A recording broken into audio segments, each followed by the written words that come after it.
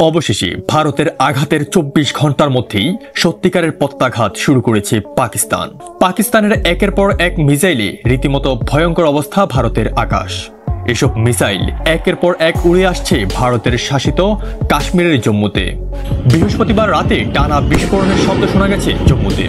আখনুর সাম্বার মতো জায়গায় বেজে উঠছে সাইরেন। পাকিস্তানের দিক থেকে একের পর এক রকেট উড়ে আসতে দেখা গেছে। প্রাথমিকভাবে জানা গেছে ভারতের বিমান ঘাঁটি লক্ষ্য করে পাকিস্তান এই হামলা চালিয়েছে।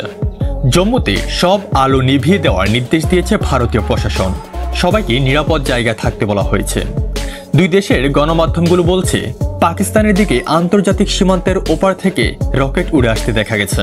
সম্পূর্ণ ব্ল্যাক আউট করে দেওয়া হয়েছে পুরো এলাকা। সক্রিয় করা হয়েছে ভারতের আকাশ প্রতিরক্ষা ব্যবস্থা। নিরাপত্তা সংস্থার সূত্রগুলো বলছে বৃহস্পতিবার রাতে পাকিস্তান মোট ৮টি ক্ষেপণাস্ত্র ভারতের দিকে ছুড়েছে। লক্ষ্যবস্তু ছিল জম্মু বিমানবন্দর, সাম্বা, RS পুরা, আরিনা এবং আশেপাশের এলাকা।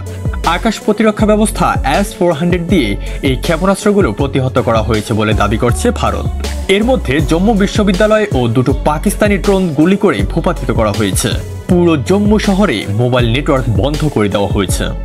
জম্মু বিমানবন্দর, পাঠানকোটের বিমান ঘাঁটিতে বাড়ছে অনবরত সাইরেন। শহরের নানা প্রান্ত থেকে পাওয়া যাচ্ছে বিস্ফোরণের শব্দ। সাথেই থাকুন, ধন্যবাদ।